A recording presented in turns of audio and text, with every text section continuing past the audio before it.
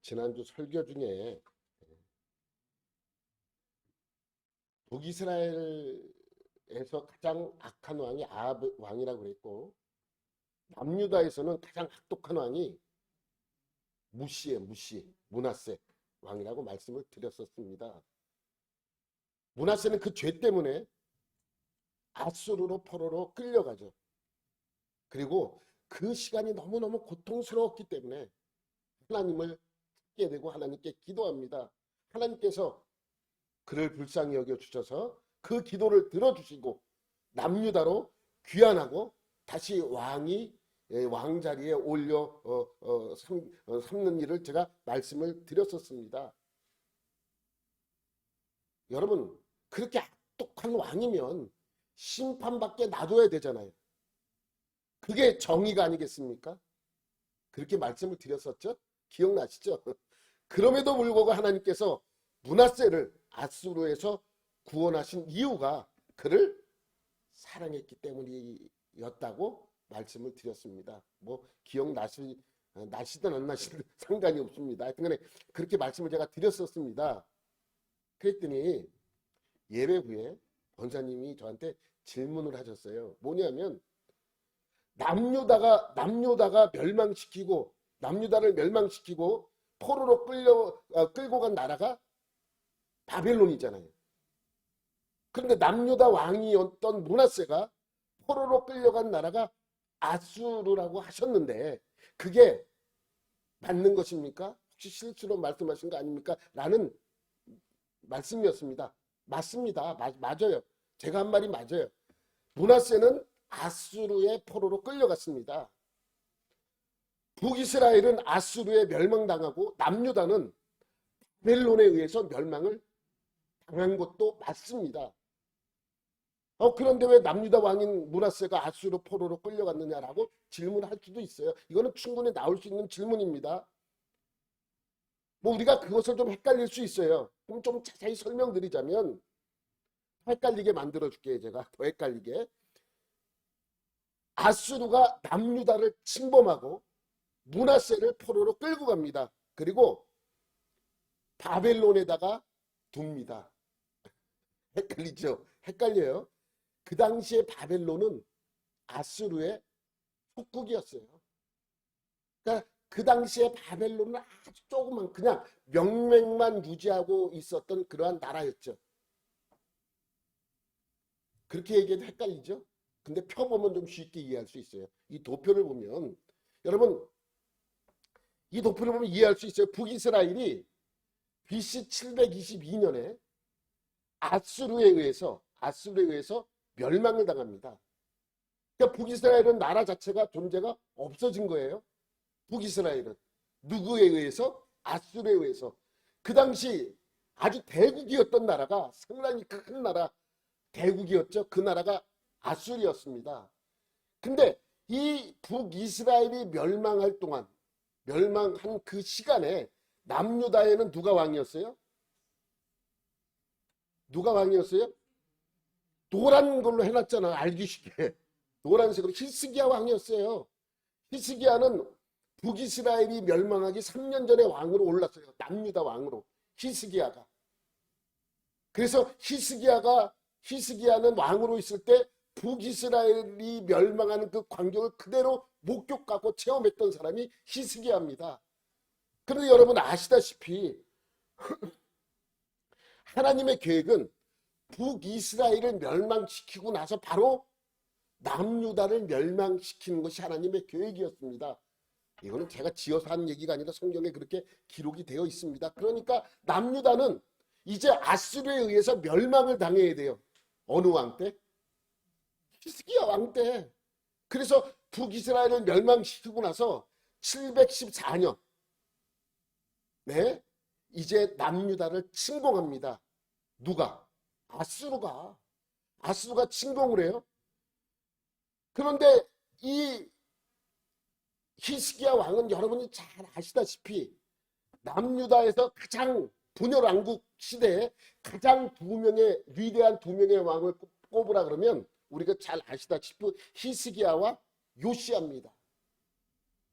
나머지 왕은 하나님께서 인정하지 않아요. 그러니까 남유다의 20명의 왕 중에 가장 인정받은 왕이 히스기야랑 요시야 왕입니다. 근데 왜 히스기야가 하나님께 인정받았던 왕이 되었는가? 이유는 한 가지예요. 뭐예요? 기도한 왕이었기 때문에. 기도한 왕. 여러분, 남유다의 나스루가 침공을 해서 멸망시키려고 합니다. 그때 히스기야가 뭘 했습니까?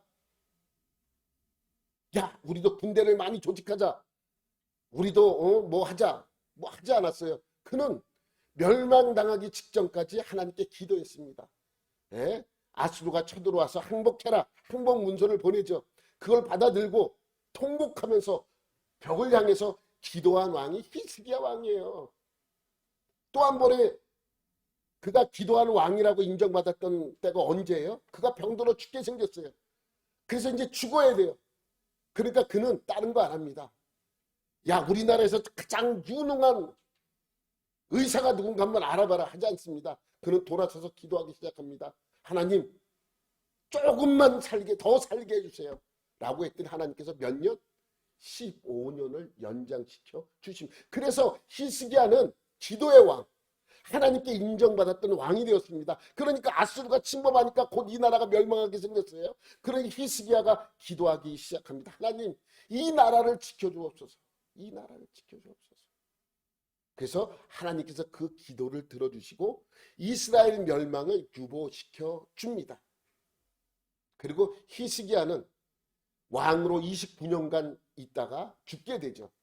15년이 기도한 15년 연장돼서 연장된 기간 동안에 잘 다스리다가 죽게 됩니다. 그리고 그 악독한 왕 므낫세가 올라오죠. 이 므낫세는 기도했던 왕의 아들이에요. 므낫세.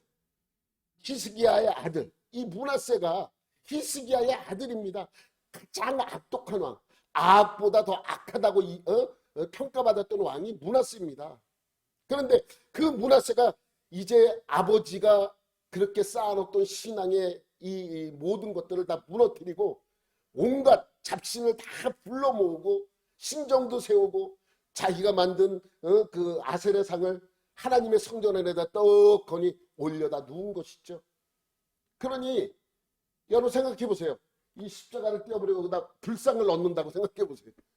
그게 온전한 신앙입니까? 하나님께서 그의 악함을 보시고 어떻게 해요? 그를 포로로 끌려가게 만듭니다. 그때 므낫세가 왕으로 있을 때 여전히 아수르는 뭐예요? 최강국이었어요. 그러니까 히스기야 때 기도로서 멸망을 유보시켰지만 시시때때로 아수르는 계속해서 이 남유다를 공격하고 괴롭힙니다. 근데 므낫세 때 아수르가 침공을 해서 이 므낫세가 포로로 끌려가게 돼요. 그게 한 BC 한 650년쯤 되지 않았나 그렇게 생각을 해봅니다. 왜냐하면 요시야 왕이 640년에 올라오니까 이제 므낫세의 마지막 재직 시절에 아수르에 의해서 고통을 당하게 되는 것이죠. 므낫세는 55년간 통치했어요. 제일 악한 왕인데 북이스라엘 남유다 다 합쳐서 제일 오래 통치한 왕이 므낫세예요. 어떻게 그렇게 악한 왕이 그렇게 할 수 있나? 저는 그렇게 봐요. 히스기야의 기도 때문에 므낫세가 돌아올 때까지 하나님이 기다리신 것이 아닌가. 돌아와도 기다리지 않으니까 하나님께서 아수르를 통해서 포로로 끌려가게 해요. 그래서 한 650년쯤이에요. 600 BC 650년쯤 아수르로 끌려가서 고통을 당하게 합니다. 그리고 하나님께 기도를 하죠. 기도를 하게 됩니다. 그래서 그가 다시 돌아오게 됩니다. 그 내용은 역대하 33장 11절부터 13절까지 자세히 기록되어 있어요. 우리 한번 읽어봐요. 시작.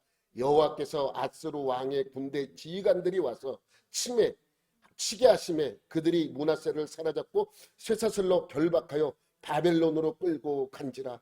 그가 환난을 당하여 그의 하나님 여호와께 간구하고 그의 조상들의 하나님 앞에 크게 겸손하여 기도하였으므로 하나님이 그의 기도를 받으시며 그의 간구를 들으시사 그가 예루살렘에 돌아와서 다시 왕위에 앉게 하심에 므낫세가 그제서야 하나님께서 하나님이신 줄을 알았더라. 여호와께서 하나님이신 줄 알았더라. 여러분 그잖아요. 그대로 내가 한 얘기 아니에요. 그런데 한 장 넘기면 여기 보면 아스루의 왕의 군대 지휘관들이 와서 치게 했잖아요. 넘겨봐봐요. 그죠? 치게 했어요. 문화세 때 위로 올려야 되는구나. 됐어요. 안 보여줘도. 그리고 나서 그 포로로 유배시킨 곳이 어디예요? 우리가 예전에 왕이 조선왕 때 말을 안 들어 그러면 귀양을 보내죠. 어디로 보내요? 제주도로 보낸 거예요. 제주도. 제주도도 우리나라 땅이지만 약간은 그 통치에서 벗어난 곳이었잖아요. 그래서 제주도를 보내서 그곳에서 유배 생활을 하게 하는 것이죠. 똑같이 아스루 왕이 유다 왕을 포로로 잡아서 바벨론에다 유배시켜버린 거예요. 왜? 바벨론이 그 당시에는 속국이었기, 넘겨보세요. 속국이었어요. 그런데 언제 그럼 바벨론이 힘을 갖고 아수르를 무너뜨리는가? 그게 바로 629년도 일입니다. 629년은 요시야가 왕으로 있을 때예요. 요시야는 31년 동안 왕이 있었어요. 31년 동안 왕이 있으면서 하나님의 합당한 열매를 맺고 아름다운 신앙을 갖고 있었던 왕입니다. 정치도 잘했어요. 그래서 나라도 넓히고 강건하게 만들었습니다. 누가요? 요시야 왕이. 그런데 그때 요시야 왕으로 있을 때 아수르가 있었죠. 그런데 바벨론이 그러니까 느부갓네살 왕의 아버지 때예요. 아버지 왕이 이제 나라를 독립을 시켜요. 독립을 시키고 느부갓네살이 그때는 왕이 아니라 왕의 아들 왕자로서 전쟁에 참여하게 되죠.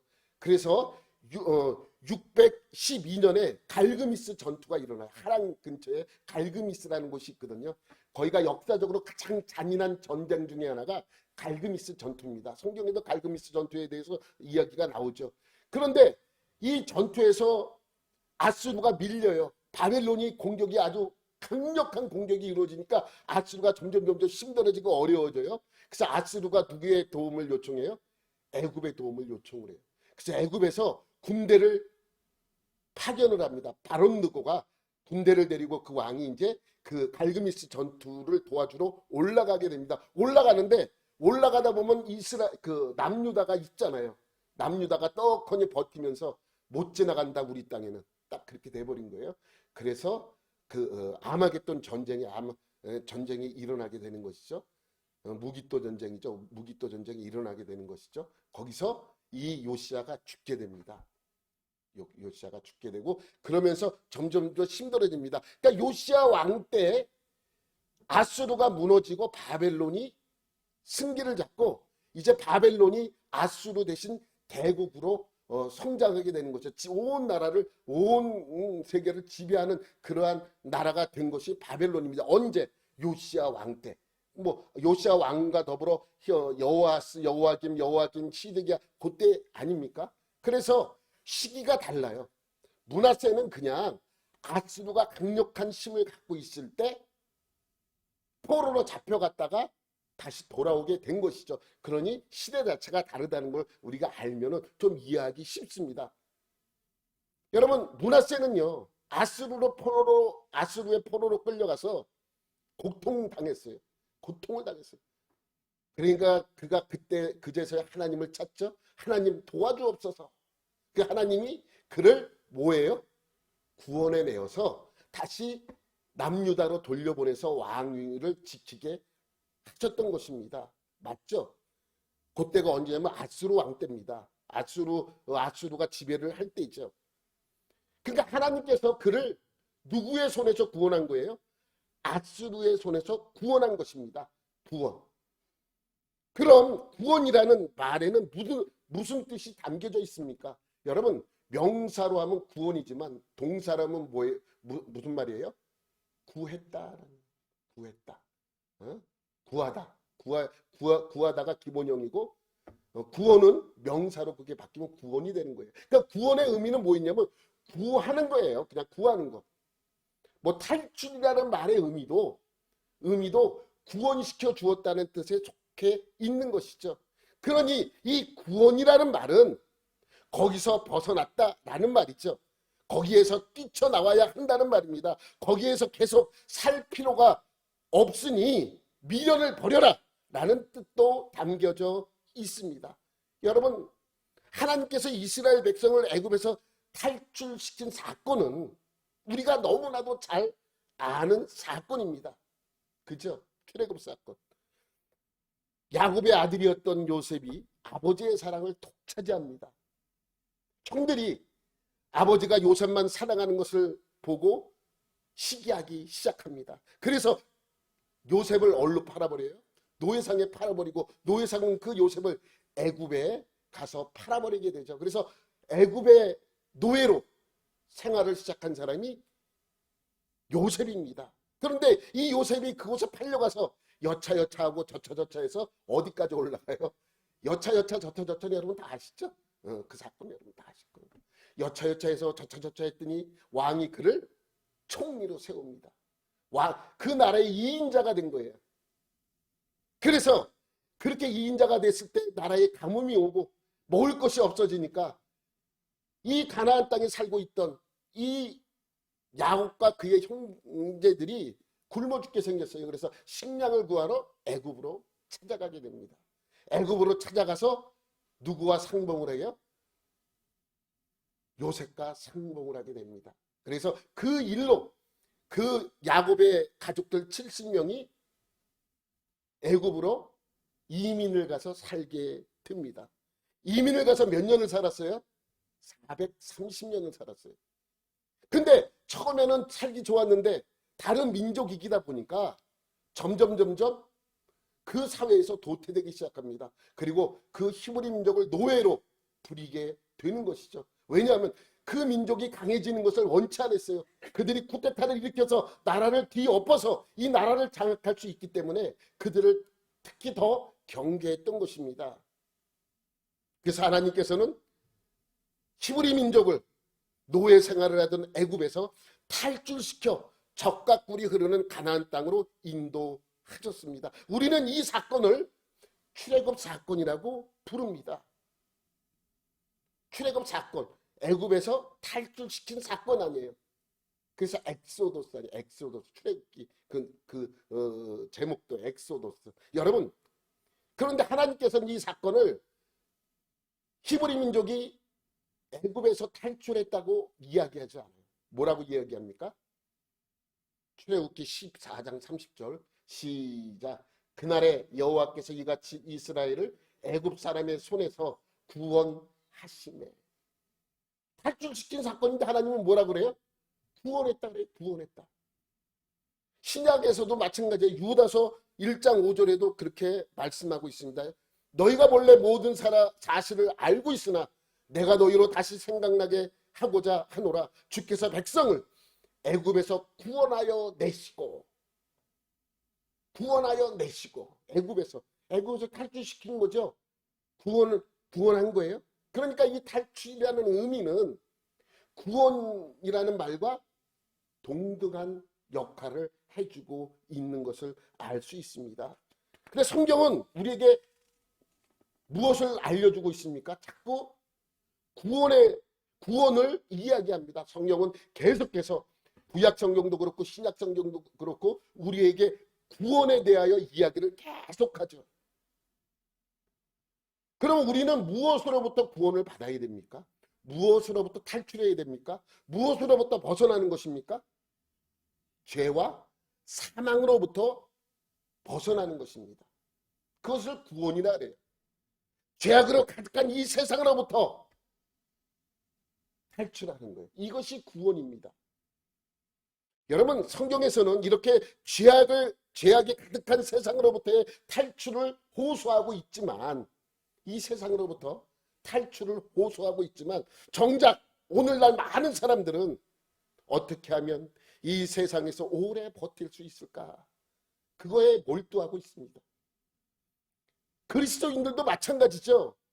우리가 24시간 평소에 신경 쓰고 관심 두는 것, 우리가 이 세상을 탈출하기 위하여 일하고 돈 벌고 애쓰는 것이 결코 아닙니다. 여러분이 이 세상에서 애쓰고 노력하는 것이 이 세상을 벗어나기 위해서 그렇게 애쓰고 돈을 벌고 열심히 삽니까? 아니잖아요. 어쨌든 이 세상에 발 붙이려고 그렇게 애를 쓰고 있지 않습니까? 이곳에 발 붙이려고 애를 쓰는 우리 보고 여기서 나오라고 한다면 그동안 우리가 이렇게 수고한 모든 노력이 부질없는 노력이 되는 것입니다.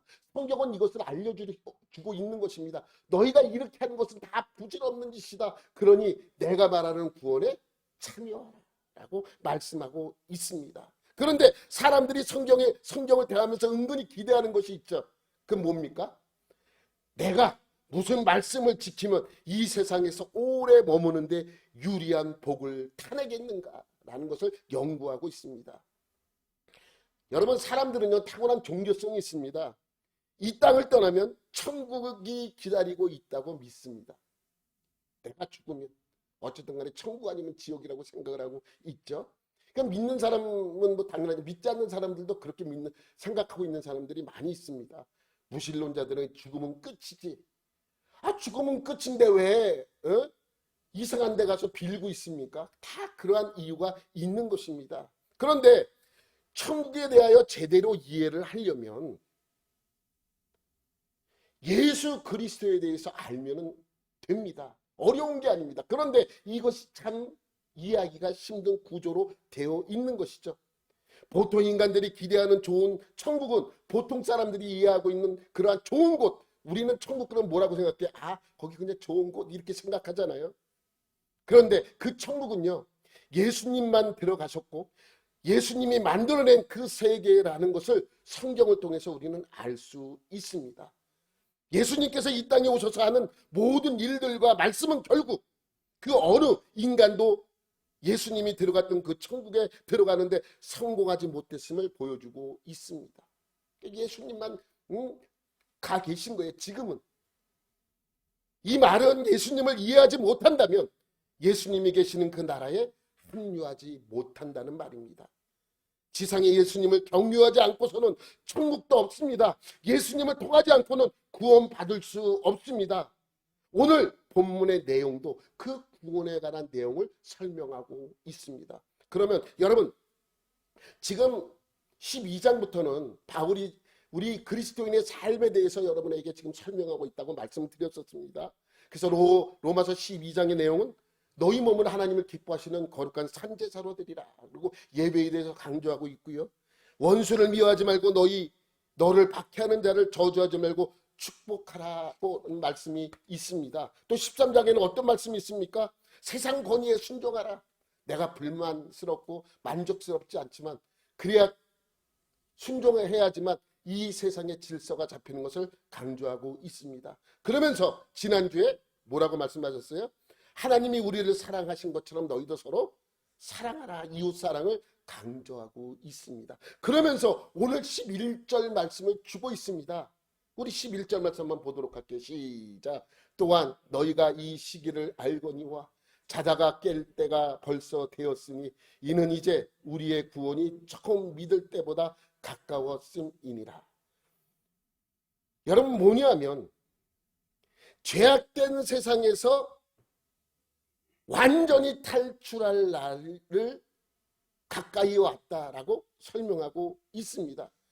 여러분 보시면 그리스도인의 삶에 대해서 이야기를 하다가 갑자기 상황이 급박해지는 것을 알 수 있습니다. 이 상황을 무시하지 말고 정신을 차리고 들으라는 분위기로 바꾸어서 지금 설명을 합니다. 그런데 좀 이상해요. 내용 자체가. 여러분 한번 여러분에게 제가 질문 하나 해보겠습니다. 여러분은 구원을 받으셨습니까? 여러분은 구원 받으셨습니까? 아니면 구원 받으실 겁니까? 어떤 게 맞아요? 구원을 받은 게 맞아요? 받을 것이 맞습니까? 받은 게 맞죠. 우리 항상 구원 받았다 그래요. 근데 오늘 본문은 좀 다르게 설명을 해요. 우리 다시 한번 넘기면 우리의 구원이 처음 믿을 때보다 가까이 왔대. 그럼 이 얘기는 뭐예요? 아직 구원이 온 게 아니야. 가까이 와 있는 거야. 아직 나는 구원을 받은 게 아니에요. 그잖아요. 우리는 구원받을 것을 믿는 것이 아니라 이미 구원받은 것을 믿고 있습니다. 그런데 이 말씀은 구원을 우리가 받은 게 아니고 구원이 가까이 왔다. 아직 구원받지 못했다는 것을 말씀하고 있습니다. 그럼 이게 이 말씀은 뭡니까? 우리가 이 말씀을 이해를 해야 돼요. 그러기 위해서 우리가 먼저 구원에 대한 그러한 상황을 이해해야 될 필요성이 있는 것이죠. 여러분, 구원은요, 세 가지 시제를 갖고 있어요. 세 가지 시제라서 어려운 게 아니라 이 세 가지 시제는 뭐냐면 과거, 현재, 미래입니다.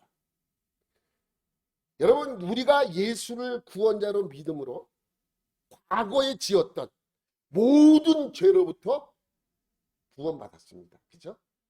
과거에 지었던 모든 죄로부터 구원을 받았죠. 그리고 현재 예수를 구원자로 믿음으로 구원받아 성화하고 있는 거예요. 그러니까 구원이 진행되고 있는 거예요. 아직 끝난 게 아니죠. 그리고 나서 마지막 날 미래에 우리는 완전한 구원인 영화에 이르게 됩니다. 이것이 완전한 구원입니다. 이와 같이 세 가지 시제 중에 우리는 처음 예수를 믿으면 하나님께서 많은 것을 용납해 주십니다. 왜냐하면 아는 것이 없기 때문이에요. 처음 예수를 믿고 한 달에 한 번씩 교회에 나와. 근데 우리는 얼마 만에 예배를 드려야 돼? 일주일 만에 예배를 드려야 되는 거예요. 근데 한 달에 한 번씩만 나와. 그래서 한 달에 한 번씩 나오면 어떻게 하느냐 물어봤더니 매주 나와야 되냐고. 몰랐어. 그럼 하나님께서 그러한 부분에 대해서는 뭐 해준다는 거예요? 용납해 주신다. 몰라서 그런 건. 그러면서 알아가는 거죠. 알아가는 거예요. 점점 알아가는, 내 주일은 예배 드려야 되는구나 라는 것을 알아가는 것이죠. 이것이 현재 시제로 오는 것이죠. 그러면서 이것이 점점 우리의 생활이 어떻게 변해가는 거예요. 구원이 진행되고 있는 거예요. 그래서 우리가 이 그리스도의 삶을 점점 과거의 삶으로부터 뭐 하고 있는 거예요? 탈피하고 있는 거예요. 왜냐하면 하나님께서는 그렇게 우리에게 갑자기 예수를 믿었더니 갑자기 180도로 변했더라 라고 생각하지 않기 때문입니다. 이제 우리는 예수 믿은 지 10년이 지나고 20년이 지나고 수십 년이 되면 하나님께서 이제 신앙 갖고 장난치지 말고 감정놀이마저 하지 말라고 말씀하고 있습니다. 또 변명도 이제는 소용이 없게 됩니다. 20년 믿었는데 내가 매주일 예배 드리는 거 몰랐어요. 얘기할 수는 없잖아요. 한 10년, 20년, 몇 달만 다니면 알 것을. 그런 얘기입니다. 우리가 신앙생활 하면서 내가 예배로는 예의를 드렸지만 우리 실생활에서도 마찬가지입니다. 이제 우리 믿음은 완성 단계에 이르게 되는 거예요.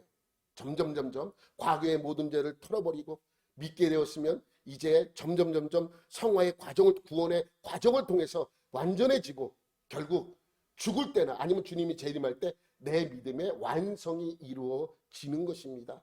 이제 우리는 초보 단계가 아니라 이제는 생각하는 것이나 말하는 것이나 행동하는 것을 책임지는 존재가 되어야 합니다. 그러므로 구원을 완성하는 단계에 가까이 와 있다라는 말씀이죠. 너희가 처음에 믿을 때 그때까지는 다 이제 인정하겠다. 그러나 이제 너희가 이렇게 믿은 지 좀 되었으니 너희는 너희 수준에 맞는 신앙생활을 하라는 것을 설명하고 있습니다. 그럼 어떻게 해야 됩니까? 그 수준 높은 신앙생활, 하나님이 원하는 신앙생활은 과연 무엇을 지금 이들에게 설명하고 있는가? 그것이 바로 12절이에요. 시작.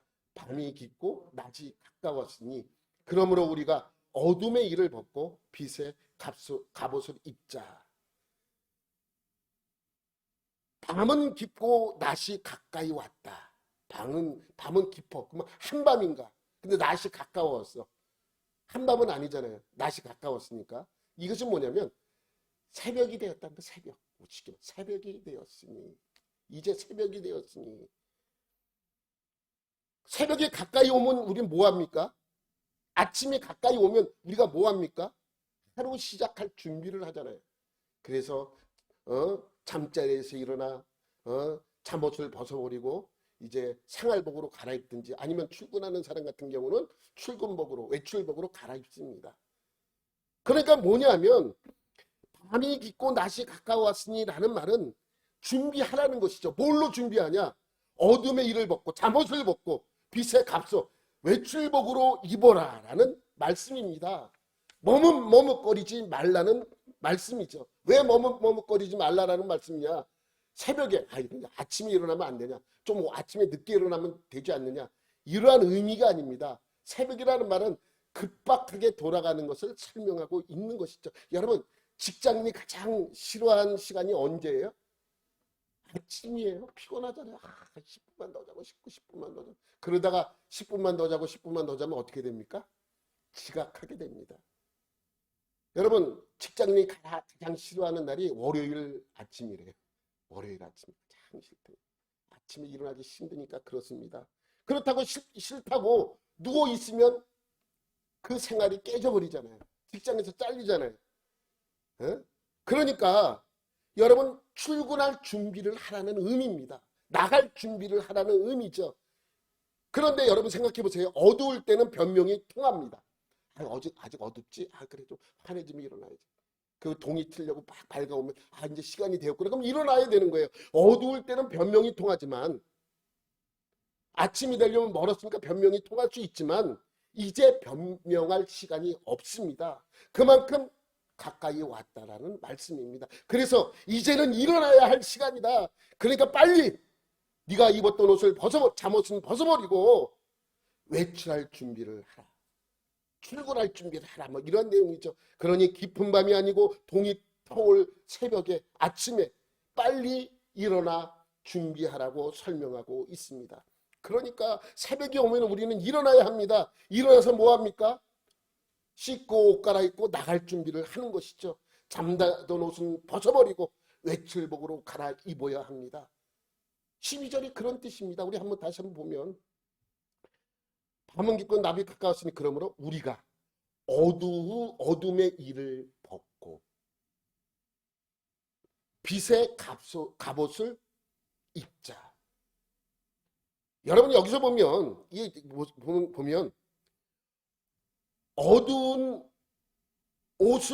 어두운 일을 벗는 것은 13절 말씀이고 빛의 갑옷을 입는 것은 14절입니다.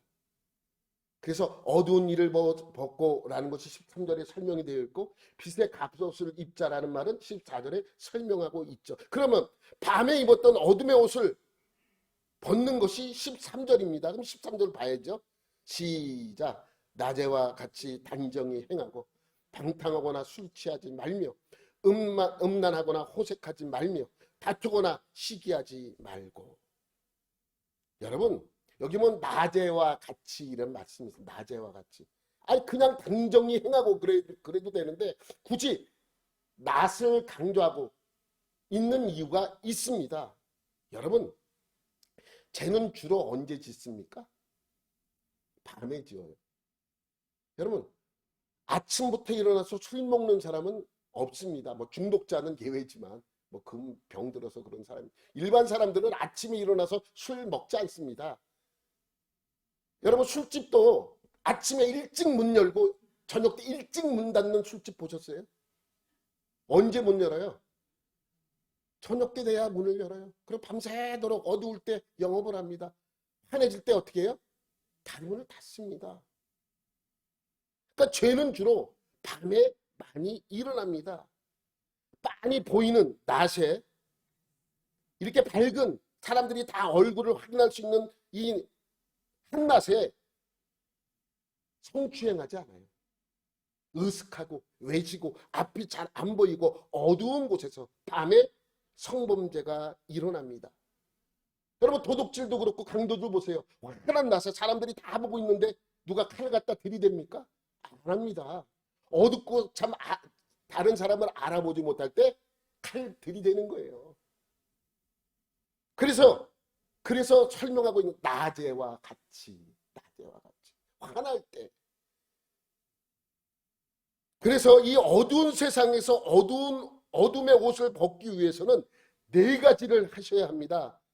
이 네 가지는 교회에서도 감당할 영역이기도 합니다. 그 첫 번째가 이거예요. 낮에와 같이 단정히 행하고.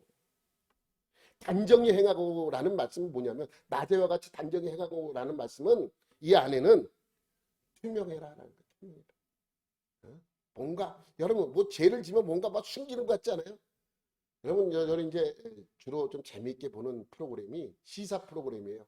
좀 고발하고 뭐 그것이 알고 싶다나 뭐 Y라는 그런 프로그램은 이제 서로 잘못이 없다 그러죠. 그런데 재밌는 게 있어요.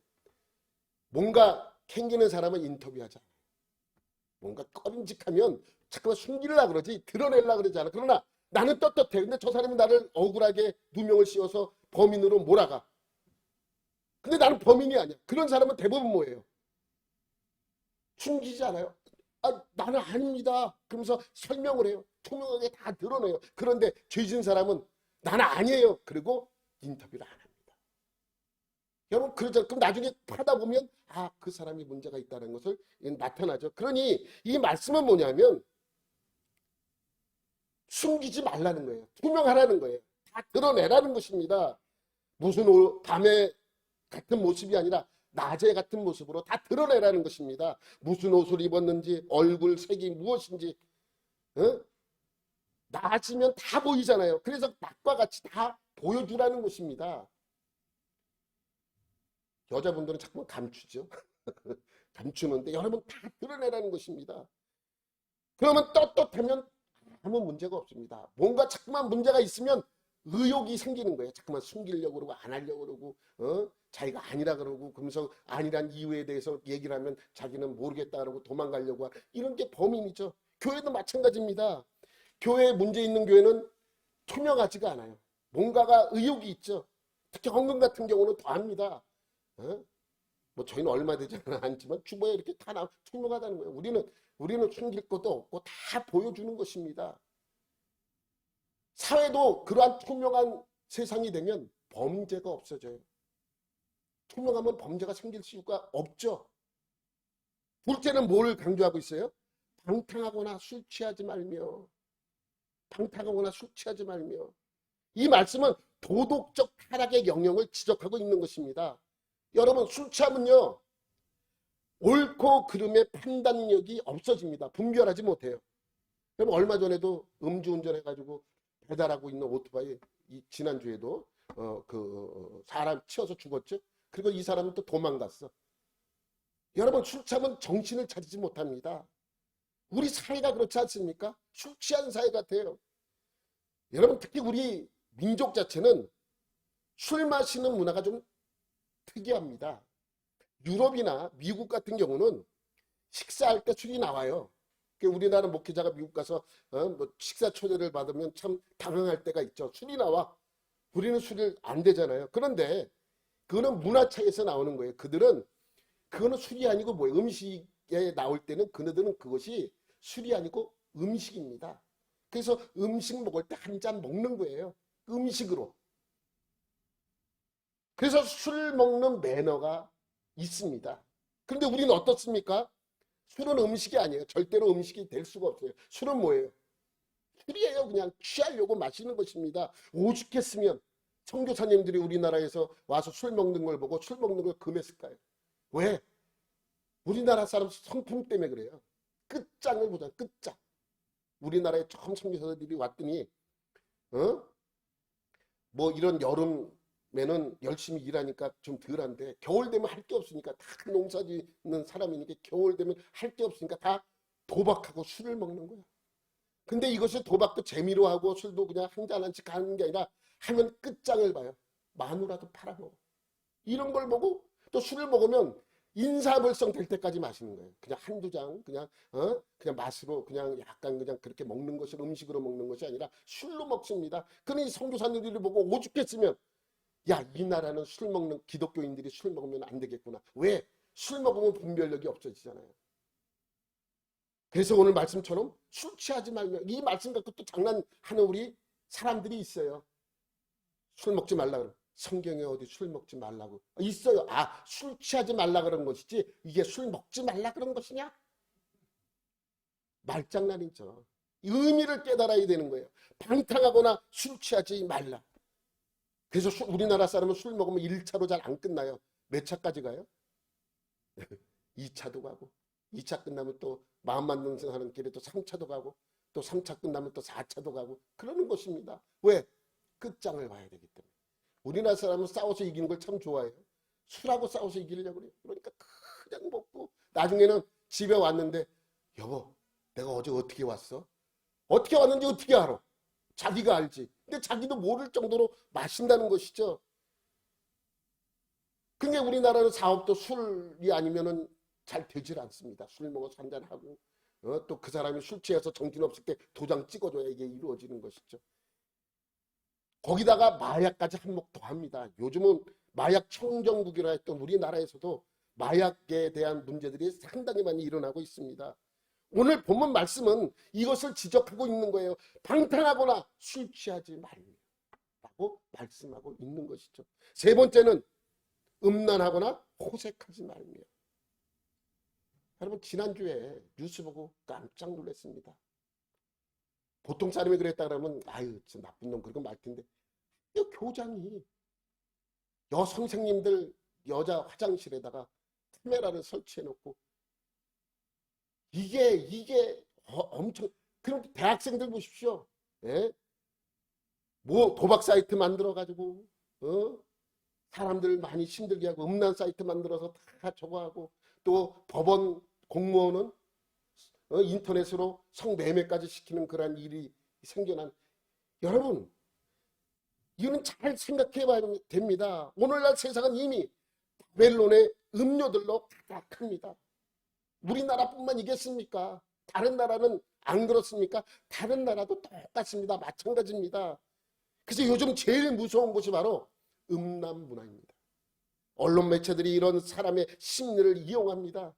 그래서 지금은 음란과 호색의 노예들이 되어가고 있습니다. 그래서 오늘 말씀은 뭐예요? 음란하거나 호색하지 말며 라고 말씀하고 있습니다. 네 번째로 무엇입니까? 다투거나 시기하지 말라는 말씀입니다. 이것은 미움과 폭력을 말하는 것입니다. 미움. 요즘은 다 미워하는 것 같아요. 정치하는 사람이 그렇게 갈라놨어. 갈라놓고 이게 힘들어지고 어려워지는 거예요. 예? 그러니까 내 편 모여라. 상대편은 적이다. 이런 식으로 평가를 하니 서로 미워하는 것이죠. 같은 나라 사람들끼리 서로 미워하고 다투고 시기하고 있는 것입니다. 이것이 오늘 우리 사회에 구성하는 것들이죠. 얼마나 문제가 심각합니까? 그래서 요즘 이 13절 말씀처럼 우리는 이 사회는 이 말씀에 역행하는 것을 볼 수 있지 않습니까? 정치를 봐도 경제를 봐도 무언가 숨기려고 합니다. 깨끗하지가 않아요. 투명하지가 않아요. 마치 한밤중에 사는 사람들 같습니다. 우리 사회를 보면 전부 방탕과 술에 취해 있습니다. 그렇지 않습니까? 또 우리 사회는 음란과 호색으로 가득 차 있는 것을 알 수 있는 것이죠. 그리고 미움과 폭력으로도 가득 차 있습니다. 이것이 요즘 우리의 문화입니다. 이런 어두움의 일을 벗지 않으면 심판이 옵니다. 여러분 심판이라는 말은요. 그냥 겁을 주기 위하여 하는 말이 아닙니다. 사실입니다. 지옥도 겁을 주기 위해 만들어 놓은 것이 아니라 실제로 존재합니다. 이러한 어둠의 옷을 벗어야 합니다. 그리고 어떻게 해야 돼요? 이제 빛의 옷을 입어야 합니다. 그냥 옷이 아니라 무슨 옷이라 그래요? 갑옷이야 갑옷. 아무것도 뚫을 수 없는 갑옷. 그럼 빛의 옷이란 무엇인가? 그것이 바로 14절에 설명하고 있습니다. 14절 시작. 오직 주 예수 그리스도로 옷 입고 정욕을 위하여 육신의 일을 도모하지 말라. 그러니까 빛의 옷은 예수 그리스도의 옷으로 입는 것이 빛의 옷이에요. 왜? 예수님이 뭐기 때문에? 빛이기 때문에. 예수님이 빛이잖아요. 여러분 빛이 오면요 뭐가 물러가요? 어둠이 물러가는 것입니다. 우리에게는 어둠을 몰아낼 능력이 우리에게는 없어요. 그러나 빛을 받아들일 능력은 있습니다. 누구에게? 우리에게. 내가 어둠을 몰아낼 수는 없지만 빛이 내 안에 오면 그 빛이 나의 어둠을 몰아냅니다. 어둠은 절대로 빛을 이길 수 없습니다. 한번 생각해 보세요. 빛이 어두움에 지고 싶어도 질 수가 없어. 여러분 여기 깜깜한 한밤중에 여기에 성냥불 하나를 탁 켰어. 그럼 어떻게 돼요? 밝아지기 시작합니다. 어두움이 이 빛을 감출 수가 없어요. 예전에 우리 어렸을 때 밤에 무슨 훈련이 많았어요. 불을 꺼야 돼. 불 안 끄면 안 돼서 불을 끄는 그런 훈련들을 했잖아요. 밤중에 다 경험 있잖아요. 그럼 불을 켜놓으려면 창문을 그냥 이불로 커튼으로 다 가렸어요. 빛이 안 새가 나가게. 근데 요만한 틈만 있으면 빛이 금방 새어나갑니다. 그러면 어두웠던 곳이 저기서 빛이 보입니다.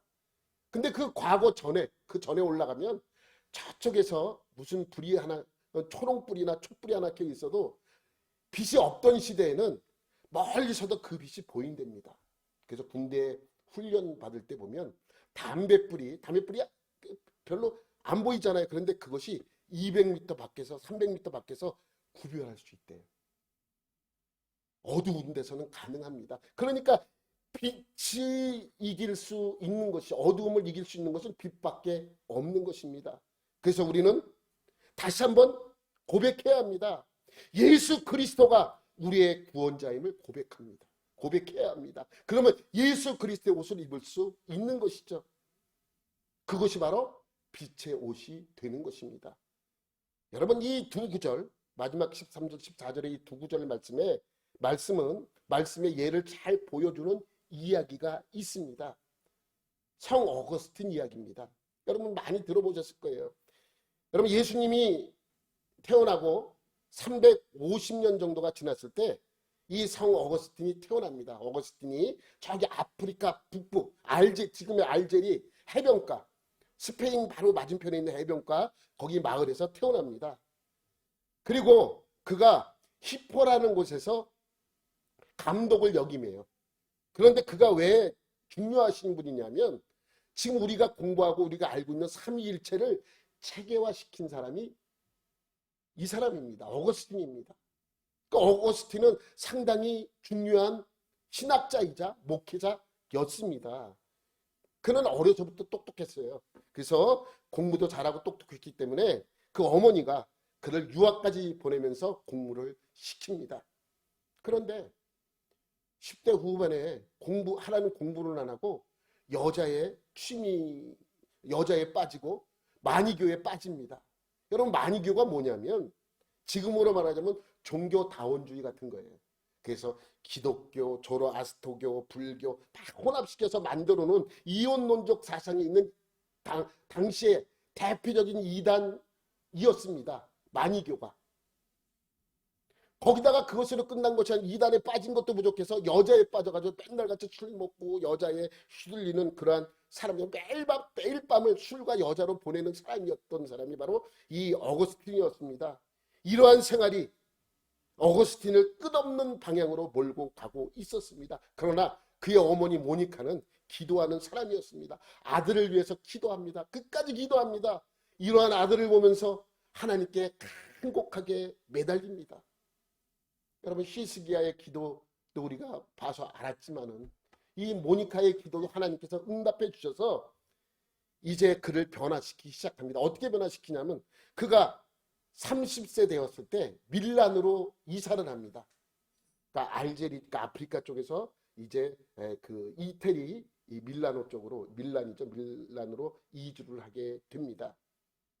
거기서 누구를 만나냐면 수사학의 아주 큰 능력자였던 암브로스라는 목회자를 만나요.